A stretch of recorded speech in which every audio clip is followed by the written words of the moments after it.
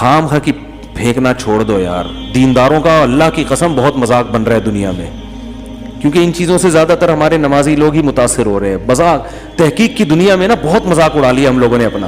Nestle میں اولاد کی جرثومے, نیسلے کی کمپنی کو بھی نہیں پتا کہ یار اس پانی سے اولاد کے جرثومے ختم ہوتے ہیں. وہ ایک کمپنی ہے تمہیں صاف پانی پلا رہی ہے, تمہیں یہاں گٹر کا پانی اچھا لگتا ہے تو وہ پی لو یار.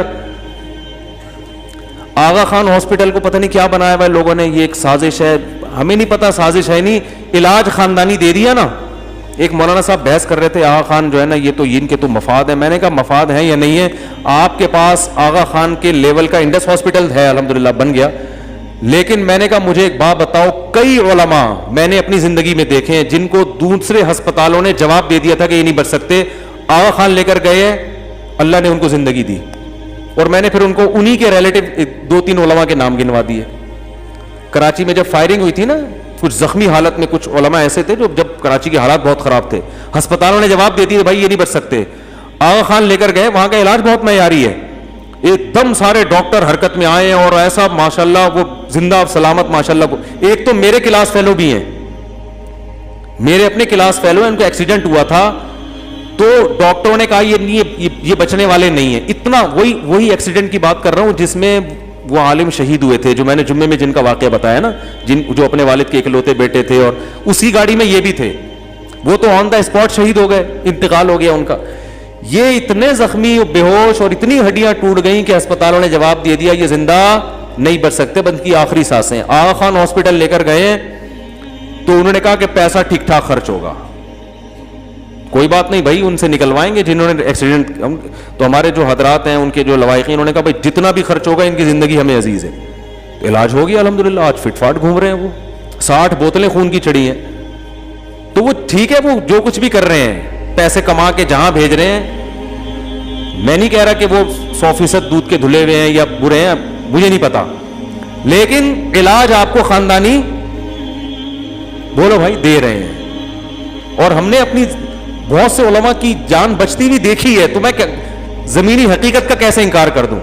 آغا خان لیبارٹری کے ٹیسٹ کو آپ پوری دنیا میں کہیں بھی لے جائیں نا مانا جائے گا اس کو. اور آپ جا کے, اور بھی ہیں ایسے ہسپتال, صرف ایک آغا خان نہیں ہے, میں کوئی اس کی پبلسٹی کے لیے نہیں یہاں بیٹھا ہوا, انڈس ہاسپٹل بھی بہت معیاری ہے, لیکن سب سے زیادہ گالیاں آغا خان کو پڑ رہی ہیں, اس کے بعد انڈس ہاسپٹل کو پڑ رہی ہیں. ایک جاننے والے کا انتقال ہو گیا کرونا سے انڈس ہاسپٹل میں, ان کے لواحقین نے جو انڈس کو گالیاں دی ہیں, کو معین اختر نے بلب کے رشتہ داروں کو ایسی گالیاں نہیں دی ہوں گی, ابے انہوں نے مارا انجیکشن لگا. وہ بھائی اس بیچاروں, وہ ہاسپٹل کے جو اونر ہیں, ہم جانتے ہیں اتنی بڑی داڑھی ان کی, اتنے نمازی پرہیزگار آدمی, وہ ڈاکٹر عبد الباری صاحب, جو ان سے ملا گیا تھا یار ایسا خاندانی آدمی, بہت کم ایسے خاندانی لوگ پیدا ہوتے ہیں, ویژنری ہیں, کوئی ان کا مقصد دولت کمانا نہیں ہے, انسانیت کی خدمت, اتنی بڑی داڑھی, نمازی پرہیزگار, الزام کے ڈال رہے ہیں یہ زہر کے انجیکشن لگا لگا کے علماء کو مار رہے ہیں. تو یار کیسی نیگیٹو سوچ ہے, ہر چیز میں الٹا. تو آپ نیسلے پہ کچھ اور الزام لگاؤ, لیکن یہ جو اولاد کے جرثومے اس کے پانی میں, یہ بھائی لیبارٹری والوں کا کام ہے. آپ یہ پانی لیبارٹری میں لے کر جاؤ, کسی ڈاکٹر سے پوچھو, بولے گا تمہارا دماغ خراب ہو گیا یار, یہ اولاد کے جرثومے پانی کہاں سے ختم کرے گا. تو فالتو باتیں, کچھ اور الزام لگاؤ, ٹھیک ہے, کوئی کچھ بھی لگا دو, ہمیں کوئی بھی نہیں, لیکن اتنے ایسا الزام نہ لگاؤ کہ دنیا آپ پر ہنسے. اصل میں ہمارے ہاں بہت سے دینداروں کو دنیا کا بیچاروں کو پتہ ہی نہیں ہے کہ وہ انگلش میں ہنس رہے ہوتے ہیں نا, بہت سو کو سمجھ میں نہیں آ رہا ہوتا, یہ اردو چینل دیکھ رہے ہوتے ہیں. بھائی بین الاقوامی زبان تو انگلش ہے نا, جو مذاق اڑ رہا ہوتا ہے وہ انگلش میں اڑ رہا ہوتا ہے, ٹھیک ہے نا. تو عجیب حساب ہے, بہت تھک گئے ہم لوگوں سے بحث کر کے. یہودیوں کی کمپنی ہوگی نیسلے, وہ ان کے اپنے ممکن ہے وہ نیسلے سے جو آمدن ہو رہی ہو وہ اسرائیل کو دے رہے ہوں, ہو سکتا ہے, یہ ہو سکتا ہے, یہ بھی ہو سکتا ہے کہ نہ دے رہے ہوں, اس کا مجھے نہیں پتا. لیکن پانی پہ آپ خامخواہ کے الزامات لگا دینا کہ اس میں یہ ایکوافینا میں, ایکچولی ایکوافینا میں ایک ایسی چیز شامل کر دی گئی ہے جس سے آپ کا سارا ڈیٹا وہاں ٹرانسفر ہو. اور بھائی سائنس نے اتنی ترقی نہیں کی ہے, اتنا نہیں سمجھو, خدا نہیں بناؤ سائنس کو کہ یہودی تمہاری ہر چیز پر قابض ہو جائے, ایسا نہیں ہوتا. تو پہلے کرونا کے بارے میں, اب پانیوں کے بارے میں, ہاں کچھ چیزیں ہوتی ہیں بھائی, جو نیچرل ہے وہ نیچرل. چشموں کا جو پانی ہے, جو سوات مردان, وہ سب سے بہتر ہے. اسی طرح دیسی مرغی ہے, فارمی اس کے ٹکر کی نہیں ہے, لیکن فارمی میں اتنا ڈینجرس بنا دینا اس کو کہ فارمی جس نے کھا لی اس کو تو ہوا کینسر. میرے پاس ایک کینسر کے بہت بڑے اسپیشلسٹ آئے, میں نے ان سے پوچھا یہ کینسر کی فارمی مرغی کا کوئی دخل ہے؟ کہہ رہے ہیں بھائی ریسرچ میں ابھی تک کوئی ایسی چیز نہیں ہے کہ فارمی چکن کھانے سے کینسر ہوتا ہے. لیکن وہ دیکھو معتدل آدمی کہتے ہیں بھائی ممکن بھی ہے, لیکن ہمیں تحقیق, تو جب تک تحقیق نہیں ہم پھینکیں گے نہیں. اچھا میں نے سمجھدار ڈاکٹروں میں یہ بات دیکھی ہے, سمجھدار ڈاکٹروں میں نا, جو اچھے ڈاکٹر ہوتے ہیں, کہ ایک ڈاکٹر سے دوسرے ڈاکٹر کی فیلڈ کے بارے میں پوچھو گے وہ جواب نہیں دے گا. ایک ہارٹ اسپیشلسٹ ہے, نام لینے میں کوئی حرج نہیں ہے, فواد, ڈاکٹر فواد, پورا نام ابھی ذہن سے نکل گیا, انہوں نے میرا انٹرویو بھی لیا تھا. وہ ہارٹ اسپیشلسٹ ہیں, بڑے اچھی ویڈیوز ان کی آتی ہیں. تو میں نے, انہوں نے کہا کہ چینی کے یہ نقصانات, چینی چھوڑیں, اپنی زندگی سے نکالیں. میٹھا کو نہیں, چینی سے مراد, چینی سے ان کو کوئی دشمنی نہیں ہے. آپ نے پتہ ہے چینی نکال لی, گوڑے کے ڈبے لا کے رکھ دیا آپ نے, ٹھیک ہے نا. تو میٹھا کم کرنا چاہیے 40 سال کے بعد. اس پر ساری دنیا کے حکیم اور ڈاکٹر متفق ہیں. میٹھا جو ہے نا, یہاں تک کہ یہ سگریٹ سے زیادہ نقصان دہ ہے. جو, اور میرے پاس جو ہدیہ لے کر آتا ہے مٹھائی کا ڈبہ لا رہا ہوتا ہے. آج 4 مٹھائی کے, اتوار ہے نا, بہت سے لوگ ملنے, 4 مٹھائی کے ڈبے. میں نے کہا یار میں تو اللہ کا شکر ہے مٹھائی کھاتا ہی نہیں ہوں, مجھے عادت ہی نہیں ہے مٹھائی کھانے. بچوں کو بھی پھر اب یہی ہے کہ بزنس شروع کر دیں گے تھوڑے دنوں میں, ہم مٹھائی کی دکان کھول کے پیسے کماؤ یار, اور کیا ہے. اب بچے تو کھاتے ہیں, بچوں کو بھی اتنا میٹھا کھلا کے ان کو اچھا نہیں ہے. اتنا پروٹین والی چیزیں کھانی چاہیے, گوشت ہے, دودھ ہے, مکھن ہے, جن میں پروٹین ہو. میٹھا جتنا ہمیں چاہیے نا وہ روٹی چاول سے مل جاتا ہے ہمیں, سمجھ رہے. تو وہ ڈاکٹر صاحب تھے, وہ ڈاکٹر تھے نہیں, اللہ کرے ہیں اور ہیں ہی رہے وہ.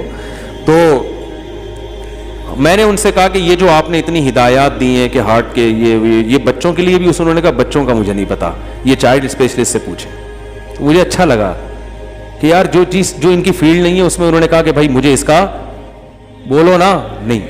تو یہ انسان کے سمجھدار ہونے کی علامت ہے کہ بھائی میں اس کے بارے میں کچھ نہیں کہہ سکتا, یہ چائلڈ اسپیشلسٹ کا کام.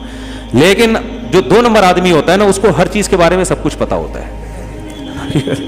اس کو ہر چیز کے بارے میں بولو نا سب کچھ پتا ہوتا ہے. اسے بچوں کے بارے میں, بچوں کی بیماریاں اصل میں یوں ہوتی ہیں, بڑوں کے بارے میں یہ, عورتوں کے بارے میں یہ, مردوں کے بارے میں, مفتیوں کے بارے میں یہ, اور حدیث سے یہ مسئلہ ثابت ہوتا ہے. مفتی بھی ہوگا وہ,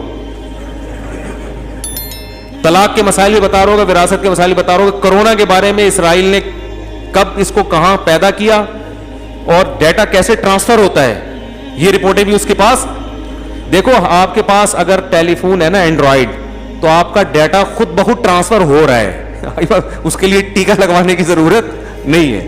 یہ فون اتنی خطرناک چیز ہے, آپ کی ہر چیز ریکارڈ ہو رہی ہے. میری گاڑی ہے نا, جہاں جاتی ہے مجھے پتا چل رہا ہوتا ہے گاڑی کہاں جا رہی ہے, میں اپنے موبائل پہ دیکھ رہا ہوتا ہوں. سمجھ میں آ رہی ہے بات, مجھے پتا چل رہا ہوتا ہے کہاں جا رہی ہے. میں اس گاڑی میں جو باتیں ہو رہی ہیں وہ بھی سننا چاہوں تو اپنے فون پہ, آج کل ایسے ٹریکر آ رہے ہیں, سن سکتا ہوں میں.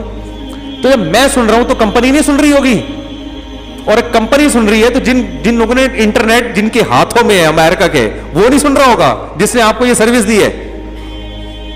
بہت مشکل ہے. تو امریکہ کو میرے بارے میں آپ سے زیادہ پتا ہے کہ کتنی ہو چکی ہیں, صحیح ہے نا, کیا کیا اس کے ارادے ہیں, لیکن اس کو پتا ہے, امریکہ کو میرے بارے میں پتا ہوگا یہ کیا کر رہا ہے. تو اس کے لیے ہمیں ٹیکا لگانے کی ضرورت, اور آئی فون پہ تو ویسے ہی امریکہ کو سب پتا ہوتا ہے آئی فون کے بارے میں, تو اس لیے زیادہ فنڈر بننے کی ضرورت نہیں ہے بھائی, ان کو پتا ہے آپ کے بارے میں آپ کیا کہہ کے کہاں جا رہے ہیں, ٹھیک ہے نا. تو وہ تو سارا ڈیٹا ان کے پاس موجود ہے. آپ نے کوئی کام خفیہ کرنا ہے تو سب سے پہلے موبائل گھر میں رکھو, آپ بغیر موبائل کے جاؤ, اور یہ ہوتا نہیں ہے آج کل, بغیر موبائل کے کون جاتا ہے یار, تو ہر تھوڑی دیر میں موبائل کی ضرورت پڑتی ہے. تو ڈیٹا ٹرانسفر کرنے کے لیے ٹیکا لگوانے کی ضرورت. تو اگر کرونا کی ویکسین آتی ہے نا, اور واقعی وہ ریلائبل ڈاکٹر کہیں کہ یہ لگواؤ, ایسا نہیں کہ کوئی بھی لے کے بیٹھا ہوا اور ٹھوکنا شروع کر دیں کچھ بھی. تو ذمہ دار ڈاکٹر اگر کہتے ہیں, اور ایک ڈاکٹر نہیں, احتیاطاً 10 ڈاکٹروں سے پوچھ لو, سبھی یہ کہہ رہے ہو کہ بھائی لگواؤ, تو میرے بھائی لگوا لینے ہی میں کیا ہے عافیت. میں نے خود ڈاکٹروں کو دیکھا بھی لندن میں لگا رہے ہیں اپنے, تو ڈاکٹر تھوڑی اپنی نقصان کرے گا یار. تو کوئی ڈیٹا ٹرانسفر نہیں ہو رہا, کچھ بھی نہیں ہو رہا. جتنے پھیپھڑے ہیں سارے آپ کے اندر موجود رہیں گے, اور جتنے گردے جہاں لگے ہوئے وہیں کے وہیں موجود رہیں گے. اچھا یہ بھی خبریں آ رہی ہیں, فلاں کو ٹیکا لگایا وہ مر گیا, یہ دیکھو مر گیا وہ. اس سے بھی خوف پھیلایا جا رہا ہے. تو ایک صاحب نے مجھے اسی طرح ویڈیو بھیجی کہ وہ ٹیکا لگایا وہ انا للہ ہو گیا. تو میں نے وہ ڈاکٹر کو بھیج دی, میں نے کہا یہ دیکھو یہ انا للہ, انہوں نے ڈاکٹر نے بتایا. قرآن کہہ رہا ہے نا کہ جب بھی کوئی خبر آئے تو ماہرین کو پہنچاؤ, تو قرآن کی آیت ہے. تو میں نے ان سے کہا, انہوں نے کہا یہ 1000 میں 2000 میں ایک کیس ایسا ہو سکتا ہے کہ وقتی طور پر سائیڈ افیکٹ ہو. جیسے ٹائیفائڈ کی ویکسین ہو رہی تھی تو ہسپتال میں کچھ بچوں کی طبیعت خراب ہو گئی, فوراً لوگوں نے جناب وہ تصویریں کھینچ کے نیٹ پہ ڈال دی, ٹائیفائڈ کے وہ ویکسین سے اتنے بچے مر گئے. حالانکہ وہ مرے نہیں تھے, ان کی طبیعت وقتی طور پر خراب ہوئی تھی, پھر وہ ٹھیک ہو گئے جب وہ فٹ فاٹ بھاگتے دوڑتے پھر رہے. تو ویکسین میں ایک سائڈ افیکٹ میں یہ ہے کہ ہزاروں میں کسی ایک کی طبیعت خراب ہو سکتی ہے. تو ڈاکٹر بتائے ہزاروں میں سے کسی ایک کی ہو سکتی ہے, لیکن مرے گا نہیں, وہ تھوڑی دیر خراب رہنے کے بعد کیا ہو جائے گی, ٹھیک. تو پھر انہوں نے مجھے اس خاتون جس کی طبیعت خراب ہوئی تھی اس کی دوسری ویڈیو بھیجی کہ فٹ فاٹ بالکل صحیح ہے. یہ تو پروپیگنڈا بہت زیادہ ہو رہا ہے, خراب ہونے والی آ رہی ہے, صحیح ہونے والی نہیں آ رہی, ٹھیک ہے نا. وہ تو ڈاکٹر صاحب کے پاس تھی تو انہوں نے بھیج دی, ورنہ نہ ہوتی تو ہم بھی کہتے پتہ نہیں مرا نہ گئی ہو. پھر آدمی ڈر جاتا ہے, یار میں تو نہیں لگواؤں گا کم از کم.